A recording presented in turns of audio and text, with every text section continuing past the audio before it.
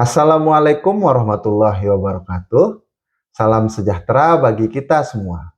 Perkenalkan, saya Muhammad Hafizin MPD, dosen tetap Program Studi Pendidikan Guru Sekolah Dasar atau PGSD STKIP Hamzat, Provinsi Nusa Tenggara Barat, dengan NIDN 0820099102. Selain melaksanakan tugas sebagai dosen, saya juga mengemban amanah sebagai Sekretaris Program Studi PGSD STKIP Hamzat. Pada kesempatan ini, saya akan menyampaikan pernyataan diri dosen dalam unjuk kerja Tridharma Perguruan Tinggi, atau yang biasa disingkat dengan PDD UKT PT, dalam rangka memenuhi syarat sertifikasi dosen tahun 2026. Pada video ini, saya akan menyampaikan salah satu tugas Tridharma Perguruan Tinggi sebagai dosen, khususnya pada bidang pendidikan dan pengajaran. Pada video ini juga, saya menampilkan video proses pembelajaran salah satu mata kuliah yang saya ampu di semester ganjil, yaitu mata kuliah Pengembangan Keterampilan Bahasa Indonesia. Mata kuliah Pengembangan Keterampilan Bahasa Indonesia merupakan mata kuliah wajib yang harus ditempuh oleh mahasiswa PGSD pada semester 5 dengan bobot 2 SKS. Mata kuliah ini dirancang untuk meningkatkan kompetensi mahasiswa calon guru sekolah dasar dalam menggunakan bahasa Indonesia secara efektif, kreatif, dan komunikatif, baik secara lisan maupun tulisan. Fokus pembelajaran mencakup 4 keterampilan berbahasa, yaitu menyimak, berbicara, membaca, dan menulis, yang diintegrasikan secara kontekstual dalam situasi akademik dan pedagogis di sekolah dasar. Adapun CPL mata kuliah ini yaitu sikap, bertakwa kepada Tuhan Yang Maha Esa, dan mampu menunjukkan sikap religius.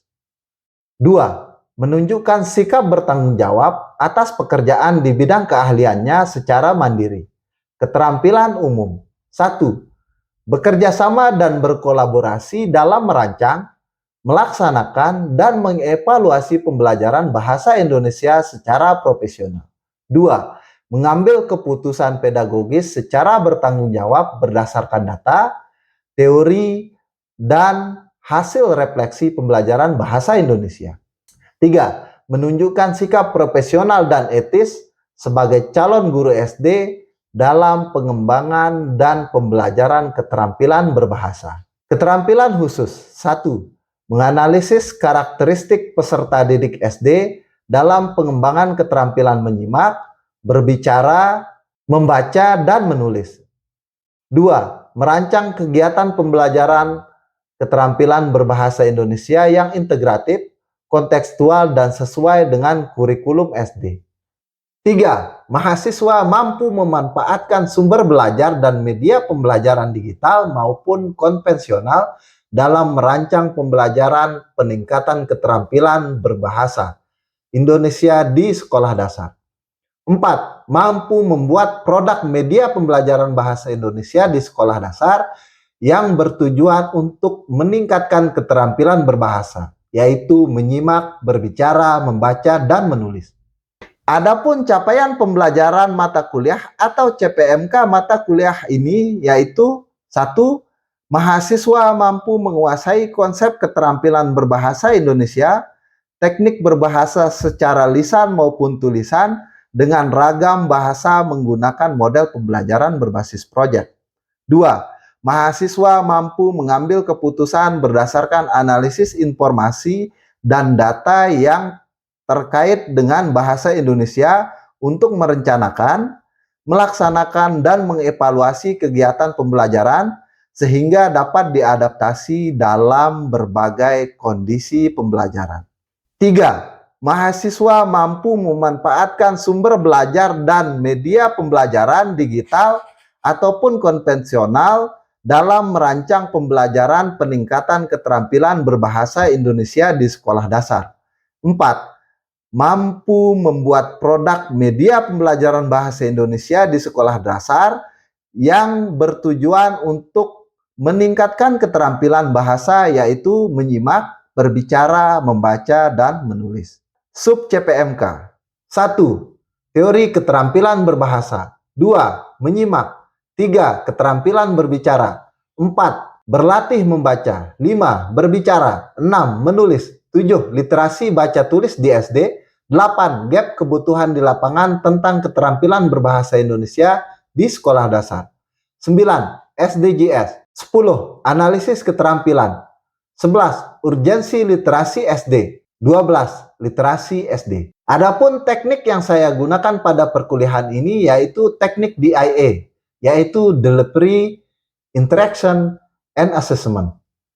Kemudian metode perkuliahan yang saya gunakan pada perkuliahan ini yaitu ceramah, diskusi, presentasi, tanya jawab, dan praktik. Sistem penilaian yang saya gunakan pada mata kuliah ini yaitu kehadiran 20%, partisipasi dan keaktifan 10%, tugas 20%, UTS 25%, UAS 25%.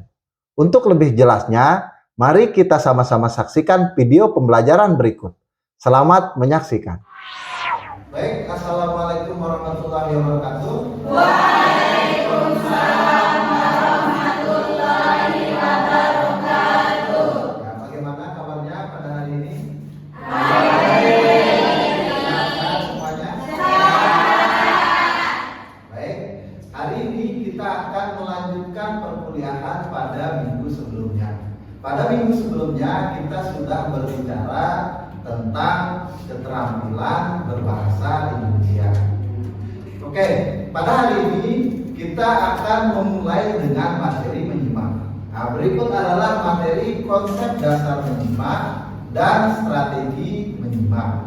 Pada minggu sebelumnya kita sudah mempelajari tentang 4 materi ini, yaitu 4 keterampilan berbahasa Indonesia. Yang pertama ada menyimak atau listening, kemudian yang kedua ada berbicara atau speaking, yang ketiga ada membaca atau reading, yang keempat ada menulis atau writing. Masih ingat materinya? Masih. Oke. Sekarang kita akan berbicara tentang materi menyimak.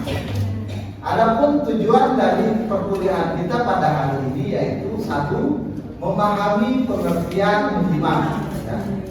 Yang kedua, mengetahui perbedaan menyimak dengan keterampilan lainnya. Kemudian yang ketiga yaitu memahami faktor-faktor yang mempengaruhi menyimak. Yang selanjutnya, mampu mengidentifikasi dan menerapkan strategi menyimak. Oke, untuk memulai perkuliahan kita pada hari ini, saya akan memberikan sebuah video untuk kita sama-sama saksikan, untuk kita sama-sama simak videonya, ya. Jadi silakan Anda nikmati videonya. Monyet dan kura-kura. Pernahkah kalian melihat hutan yang begitu indah? Oke, bagaimana ceritanya tadi? Seru nggak? Jadi setelah kita mendengarkan cerita tadi atau menyimak cerita tadi, saya ingin bertanya sesuatu nih. Pertama, apa judul cerita tadi? Kura-kura. Ya, silakan. Kura-kura dan monyet. Kura-kura dan monyet. Oke. Siapa saja sih tokoh yang ada di cerita tersebut? Ayo, siapa? Ya, silakan. Joni, Joni. Siapa lagi? Sam, Ada Joni dan Sam. Ada tokoh lain nggak selain Joni dan Sam? Ada? Sahabatnya si Sam. Oke. Kemudian cerita itu terjadinya di mana? Bukan, ya, sesuai dengan narasi dari video tersebut dan apa yang ada di video tersebut. Nah, terakhir, apa pesan yang bisa kita pelajari dari cerita Hero? Ya, silakan Ustaz. Tidak boleh? Ada pesan lain nggak selain itu? Coba yang di belakang kira-kira. Apa pesan? Boleh memanfaatkan kebaikan orang lain. Tidak boleh memanfaatkan kebaikan orang lain. Ya, tentu pesan-pesan tadi semuanya benar ya, semuanya benar. Silakan kita resapi bersama. Dari cerita tadi itu ada banyak hal yang bisa kita petik. Tapi yang paling penting adalah ada pesan bahwa kita harus bekerja keras untuk mendapatkan sesuatu yang kita inginkan. Itu pesan rahasianya. Nah, itu bagian proses dari kita menyimak. Gitu. Apa yang sudah kita lakukan tadi adalah sebuah proses kita menyimak sesuatu. Dengan kita mendengarkan, kemudian dengan kita memperhatikan cerita tersebut atau video yang tadi. Nah, adapun ya, apa definisi dari menyimak itu? Gitu.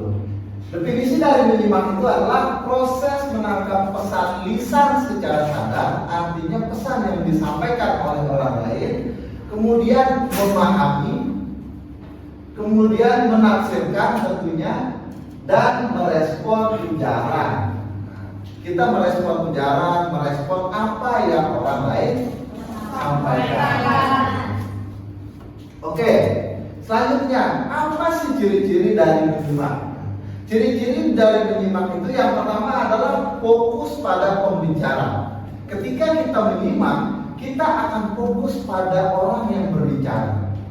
Contohnya kayak tadi, ketika kita menyimak, kita menonton video tersebut dengan baik, gitu loh. Kita dengarkan, kita perhatikan video itu. Nah, yang selanjutnya yaitu memahami isi pesan dari apa yang disampaikan oleh orang lain. Ya, tadi kita sudah memahami itu apa sih pesannya dari video yang tadi itu ada yang bilang A, ada yang bilang B, kemudian ada juga temennya yang tadi bilang, oh siapa tokohnya? Oh si tokohnya itu ada si Joni dan si Sam. Nah itu yang disebut dengan memahami isi pesannya. Kemudian memberi umpan balik. Nah, memberi umpan balik itu maksudnya adalah, oh bagus nggak video yang tadi itu? Oh semuanya bilang bagus gitu kan? Videonya bagus, videonya menyenangkan dan sebagainya. Itulah yang dikatakan dengan kita menyimak. Oke. Yang selanjutnya mengendalikan gangguan. Nah, mengendalikan gangguan ini artinya kalau kita berada di tempat yang ribut kan kita terganggu dengan proses kita menyimak. Kita nonton video nih, kita lagi nonton video tapi orang lain ribut sehingga kita tidak bisa mendengarkan video yang kita tonton. Makanya kita harus tenang ketika menyimak. Tidak boleh ada gangguan, tidak boleh ada gangguan dari orang-orang lain ataupun dari lingkungan sekitar kita. Adapun tujuan kita menyimak itu yang pertama yaitu mendapatkan informasi tentunya. Ya, jadi yang Anda lakukan tadi itu contohnya seperti Anda mendapatkan informasi tentang siapa tokoh dari cerita tersebut. Yang pertama. Yang kedua, Anda mendapatkan informasi tentang di mana cerita tersebut terjadi. Kemudian yang selanjutnya pesan dari cerita tersebut. Nah, itu adalah informasi-informasi yang kita dapatkan ketika kita melakukan proses menyimak. Yang kedua, kita bisa menghibur diri. Nah, saya mau tanya dulu. Tadi terhibur nggak dengan cerita yang tadi? Terhibur. Senang gitu ya. Oke. Ketika kita menyimak, kita akan merasa terhibur, merasa senang dengan apa yang disampaikan. Kenapa? Karena biasanya kita tertarik dengan cerita tersebut atau apa yang orang lain sampaikan atau informasi yang orang lain sampaikan. Yang selanjutnya yaitu menilai atau mengevaluasi. Kita menilai atau mengevaluasi itu maksudnya adalah yang contohnya seperti tadi, bagus nggak ceritanya? Bagus. Nah itulah yang namanya kita menilai atau mengevaluasi. Jadi kita tahu bagus atau tidaknya, kemudian wah ini alurnya begini dan sebagainya. Nah itu yang kita terima ketika kita melakukan proses menyimak. Yang selanjutnya belajar bahasa baru. Belajar bahasa baru itu kita harus menyimak. Kita harus bisa menyimak untuk kita bisa belajar bahasa yang baru. Oke, itu tentang tujuan kita dari menyimak. Oke, apa sih jenis-jenis menyimak? Nah, berikut adalah jenis-jenis dari menyimak. Yang pertama, menyimak ekstensif. Yaitu menyimak yang umum dan santai. Biasanya itu kita bisa lakukan setiap hari. kita bisa lakukan setiap hari. Contohnya seperti apa? Oh, kita sambil nonton video, nonton TV, ataupun kita mendengarkan orang berbicara, mendengarkan teman-teman kita berbicara. Kalau yang ibu-ibu atau cewek-cewek bergosip misalnya, itu termasuk adalah menyimak ekstensif. Menyimak yang umum kita lakukan, menyimak yang biasa kita lakukan, yaitu mendengarkan orang berbicara, menonton TV, dan lain-lainnya. Itulah yang dimaksud dengan menyimak ekstensif. Oke, yang selanjutnya yaitu menyimak intensif. Menyimak intensif ini maksudnya adalah kita mendengarkan apa yang disampaikan oleh orang lain atau informasi dari orang lain itu dengan baik. Kita dengarkan secara seksama, kita dengarkan dengan baik, dan kita memetik apa yang disampaikan oleh orang lain. Itulah yang dimaksud dengan menyimak intensif. Yang selanjutnya yaitu menyimak kritis atau analisis. Ketika ada video berita terbaru dan sebagainya yang menceritakan tentang ada kerusuhan di sini, analisis kita pelajari kesalahan, kita pelajari apa yang benar, kita pelajari informasi yang disampaikan itu dengan baik, dan kita menganalisis sesuatu.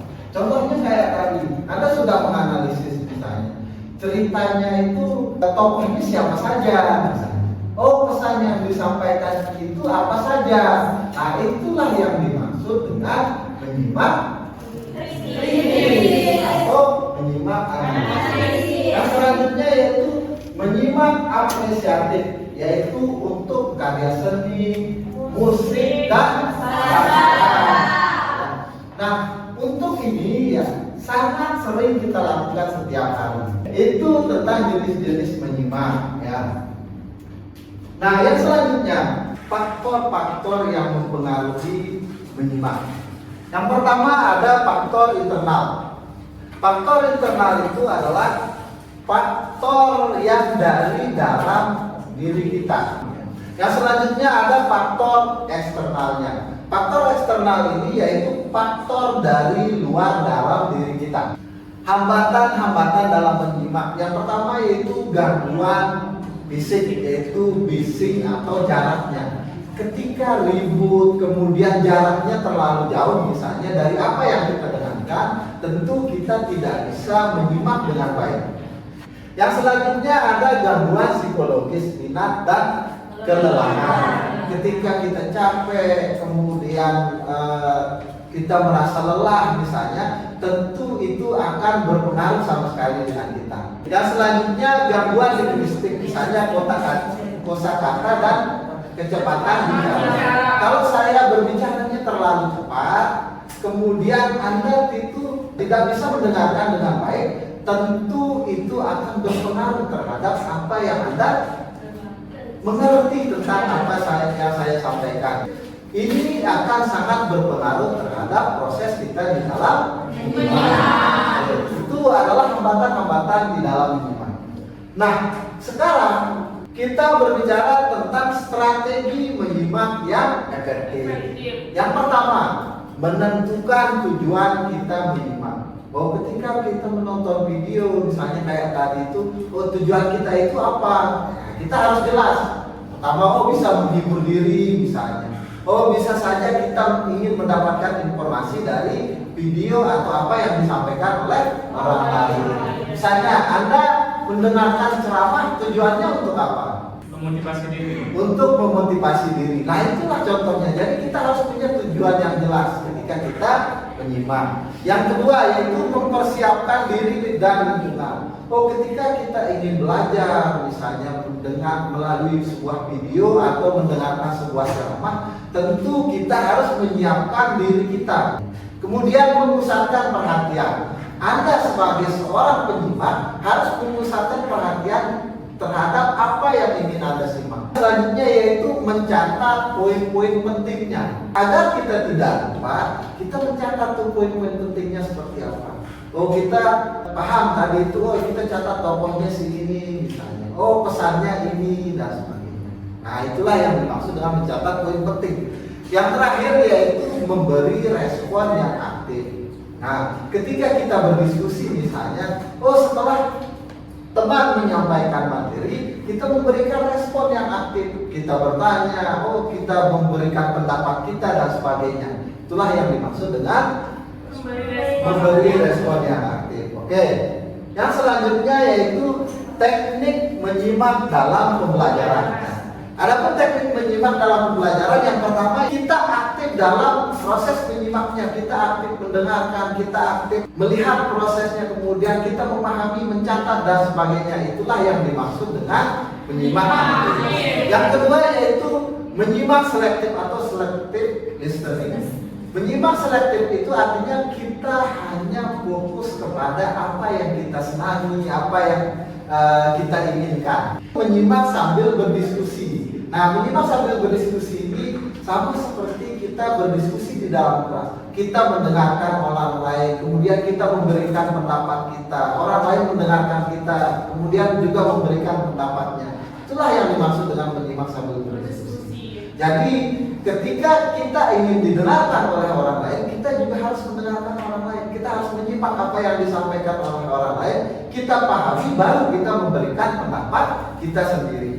Oke, yang selanjutnya penerapan strategi menyimak di dalam kelas. Nah, ini contoh penerapan strategi menyimak dalam kelas, yaitu contohnya guru membacakan cerita, kemudian siswa mencatat ide-ide pokoknya. Nah, itu contohnya. Kemudian kita bisa juga melakukan dengan memutar audio.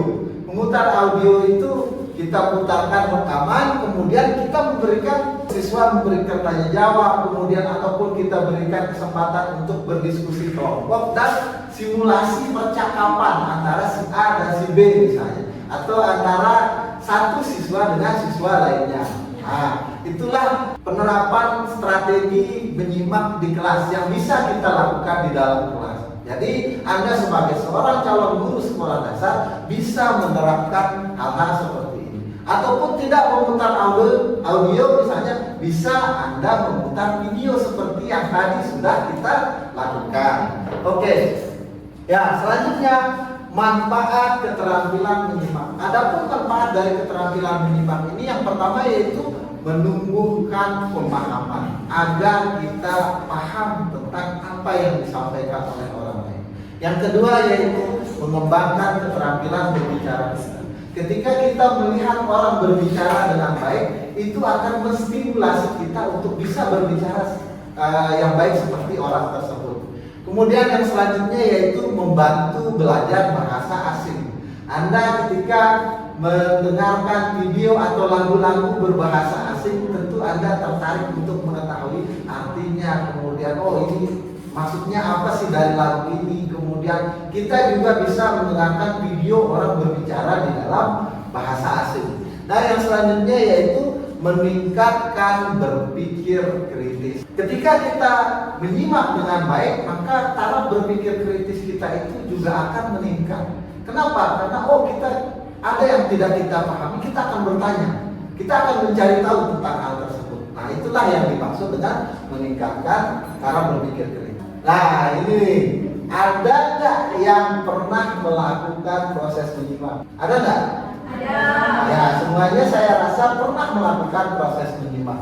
Nah, ada dua pertanyaan, yaitu apa pengalaman Anda saat kesulitan menyimak? Yang kedua yaitu strategi apa yang paling efektif bagi Anda ketika terjadi gangguan saat menyimak. Oke, untuk ini saya akan minta dua orang untuk maju menceritakan tentang pengalaman saat menyimak, ya. Kemudian saya ingin tahu strategi apa yang Anda lakukan untuk mengatasi gangguan Anda di saat menyimak. Oke, ada dua orang, siapa yang mau maju duluan? Ya, silakan. Ya, baik teman-teman, saya akan menceritakan pengalaman saya pada saat menyimak atau kesulitan saya pada saat menyimak. Nah, pengalaman saya sendiri teman-teman, kalau saya sulit menyimak itu karena dua hal. Yang pertama karena dari dalam diri saya sendiri, entah itu karena saya dalam keadaan kurang sehat. Yang kedua karena lingkungan saya sendiri. Lingkungannya seperti misalnya kalau ada gangguan teman-teman, dan kalau tempat yang saya tempati untuk menyimak itu kurang baik Pak. Silakan. Oke, tepuk tangan. Ya, sangat menarik sekali ya pengalaman dari teman kita tadi, gitu ya. Oke, ada lagi nggak yang mau bercerita tentang prosesnya? Ya, silahkan. Oke, baik. Saya nama Pak Asa. Di sini akan menjelaskan pengalaman saya sendiri. Apa sih kesulitan saya ketika sedang menyimak.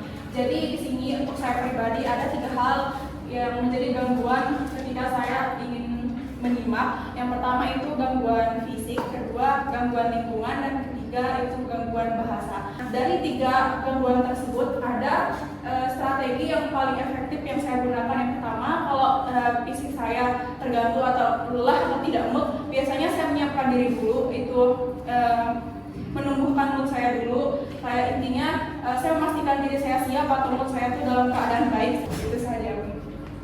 Oke, terima kasih ya. Silakan duduk. Dan kita berikan lagi untuk orang-orangnya yang sudah memberikan pengalamannya tentang menyimak. Ya. Sebelum saya menutup dari pertemuan kita pada hari ini, ada yang mau bertanya nggak sebelum saya tutup? Ya, silakan. Pak, apakah esensi menyimak itu hanya sekedar mendengarkan saja?